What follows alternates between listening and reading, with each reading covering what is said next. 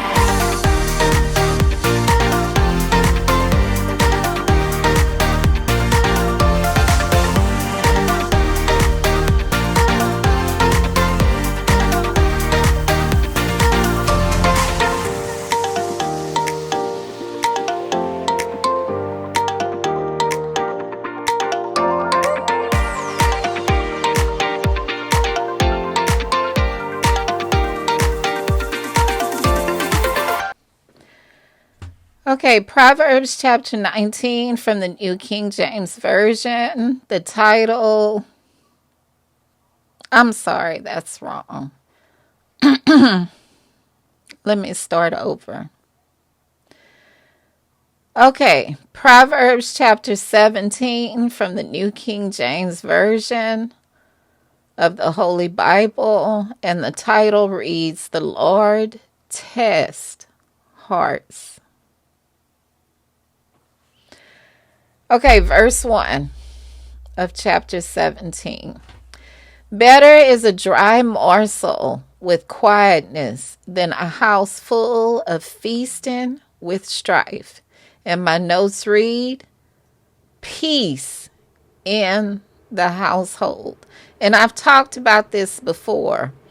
There's a lot of households. They have a lot of nice things. They have a nice home, and they look like they have it going, but there's strife inside. It's not peaceful at all. So peace is a blessing. Okay, verse 2. A wise servant will rule over a son who causes shame, and will share an inheritance amongst brothers. Okay, and my notes read, this is talking about losing an inheritance. The foolish, they lose their inheritance. Verse 3. The refining pot is for silver and the furnace for gold, but the Lord tests the hearts. This scripture is talking about how God will test us to make us stronger and pure. So we know when you have pure gold and pure silver, they have to heat it up really hot to make sure that only the gold is there and only the silver is there.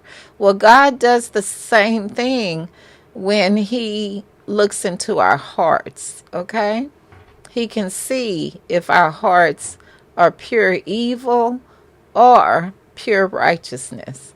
Okay, verse 4. An evildoer gives heed to false lips. A liar listens eagerly to a spiteful tongue. And my notes read, this verse explains how like spirits hang together. Liars hang with liars, and thieves hang with thieves. Verse 5. He who mocks the poor reproaches his maker. He who is glad at calamity will not go unpunished. This scripture, it shocks me because a lot of wicked people today are really showing themselves, revealing themselves boldly. I mean, people, I never thought I would see people would be laughing at the death of someone. I mean, how wicked can you get? But in a way, they're revealing themselves. It's sad. And my notes read, don't make fun of people that are going through hard times, because you may have your own challenges. And that's exactly what happens. I mean, the minute you laugh at people, here comes your challenge. It's like you reap what you sow. Okay? Verse 6. Children's children are the crown of old men, and the glory of children is their father. In my notes read, this verse speaks of the joy of a grandparent to have grandchildren. Verse 7. Excellent speech is not becoming to a fool, much less lying lips to a prince. And my notes read, a fool does not like wisdom, and a person of noble character seeks truth. Verse 8. A present is a precious stone in the eyes of its possessor. Wherever he turns, he prospers. In my notes read, some people find value and blessing in everything. They say one man's treasure is another. They say one man's trash is another man's treasure. And, I try to do this. There was a time when I had nothing, okay? I probably just had 25 cents at one time. And I had to start being thankful for my health, being thankful for my freedom, being thankful for a bottled water, just the basic things. And as I started thanking God, I started becoming blessed, and so that's what this scripture is that some people can find a blessing in everything and others can't. There's others that might have a lot more material things than I do, but they're not happy. They're not thankful. They want more, so moving on. Verse 9. He who covers a transgression seeks love, but he who repeats a matter separates friends. And my notes read, have you ever informed someone of a situation and they get angry with you? Some people can't handle the truth. Be careful what and who you love. Okay, so this explanation is all over the place. First of all, that's the dog. Okay, so first of all, you have to know when to tell people the truth. We talked about that earlier. Some people don't want to know the truth. You could try to inform people of the truth and they get mad at you because it's not the right time. It's not the right season. They're not ready for wisdom. They're not ready for knowledge yet, this and that. So sometimes you have to wait till people come to you and ask you for the truth. Verse 10, rebuke is more effective for a wise man than 100 blows for a fool. And my notes read, a wise man learns from his mistakes and instructions, but a fool never learns. So this is good. You can also learn from other people's mistakes. Children can learn from their parents' mistakes. But a fool never learns from his mistakes. A fool will commit the same mistakes over and over and over and over and over again. It's truly amazing. Verse 11, an evil man seeks only rebellion. Therefore, a cruel messenger will be sent against him. And my notes read, the evil man will never seek righteousness. They will always be contrary, lying, and rebellious. Verse 12, let a man meet a bear robbed. Excuse me.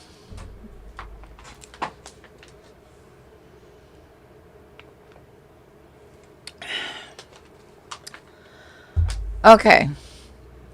Verse 12, let a man meet a bear robbed of her cubs rather than a fool in his folly. And my notes read, a wise man is peaceful and causes no harm or anger. But if you go into his home and take his children captive, he will not release his hands from your neck until you bring his children back. So we know this scripture, I could add to this, is talking about poking the bear, poking the bear, poking the bear, poking the bear. You know, the bear is not bothering you, but you're provoking the bear. Okay, and then the bear is going to come after you. Okay, verse 13. Whoever rewards evil for good, evil will not depart from his household. And my notes read, if you lay down with dogs, you'll get fleas. If you invite evil into your home, evil will never leave. Verse 14, the beginning of strife is like releasing water. Therefore, stop contention before a quarrel starts. And my notes read, you can't stop the flow of running water. Likewise, you cannot stop a heated quarrel. That's why a lot of people sin in the heat of the moment, in the heat of the quarrel. They get so angry, they do something they regret. So learn how to control your anger. Okay? Verse 15, he who justifies the wicked and he who condemns the just, both of them alike are an abomination to the Lord. And my notes read, do you know anyone that justifies wickedness? Justification of crime? Do you know anyone that makes up fake charges on innocent people? This is an abomination to the Lord. I tell you, boy, how far we have fallen. I mean, I never thought I would see the day when criminals are protected and the victims are punished. I'll leave it at that. Verse 16. Why is there in the hand of the fool the purchase price of wisdom, since he has no heart for it? And my notes read, a fool will find a way to mess up wisdom. A fool will find a way to take advantage of the law. A fool will use his knowledge to find trouble. Money cannot make a fool wiser because a fool loves evil. And this is true. So many times we try to, make laws that are just, but a foolish person will always be trying to find a way to take advantage of a law. I mean, that's just always going to be like that. Verse 17, a friend loves at all times, and a brother is born for adversity. And my notes read, this is talking about sibling rivalry. Learn to love your siblings because a house divided against itself will not stand. Verse 18. A man devoid of understanding shakes his hands in a pledge and becomes surety for his friend. Don't, in my notes read, don't co-sign for a friend's loan. Co-signing will end a friendship. Okay, so when you co-sign for someone, that means you agree to pay. That's what it means. Verse 19, he who loves transgression loves strife, and he who exalts his gate seeks destruction. And my notes read, if you love sin and violence, expect destruction. Verse 20, He who has a deceitful heart finds no good, and he who has a perverse tongue falls into evil. And my notes read, blessings cannot come from deception and a fool and a foul mouth.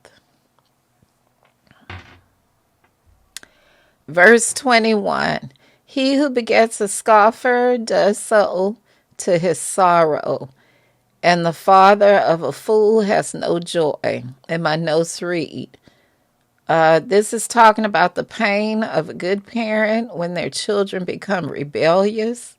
Train up a child in the way he should go, and when he is old, he will not depart from it. That's in Proverbs 22:6. Verse 22, a merry heart does good like medicine, but a broken spirit dries the bones. And my notes read, everyone wants to be around a happy person, but a depressed person is very draining because of spiritual energy drain. If you are depressed, make an appointment with a mental health provider. Be the average person, or your family may not be able to respond to your spiritual or medical needs. So it looks like I have a typo somewhere, but I think what I'm saying is get in touch with a professional to help you with depression, like a psychiatrist or a psychologist, because your family, your friends, your coworkers may not have the knowledge to help you. Okay? So yeah, it's difficult to be around someone that is depressed, especially when you're not qualified to deal with it. So they need medical attention. They need mental health treatment. Verse 23, a wicked man accepts a bribe behind the back to pervert the ways of justice. And my notes read, and then 5 years later, he will be found out. So basically what I'm saying is the truth always comes out. Verse 24, wisdom is in the sight of him who has understanding, but the eyes of the fool are on the ends of the earth. And my notes read, a fool is greedy, never content, always wants to get over. Verse 25, a foolish son is grief to his father, and bitterness to her who bore him. And my notes read, this is the grief of parents of a rebellious child. Verse 26, also to punish the righteous is good, nor to strike princes for their righteousness.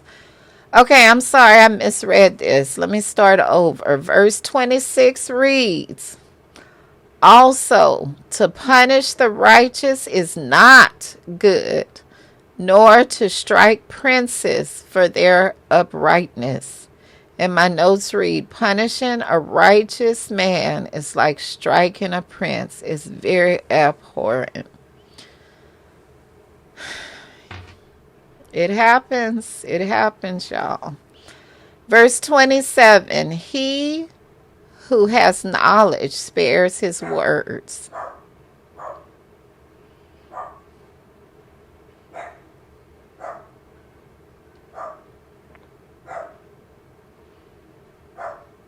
Okay, I think I'll close the door.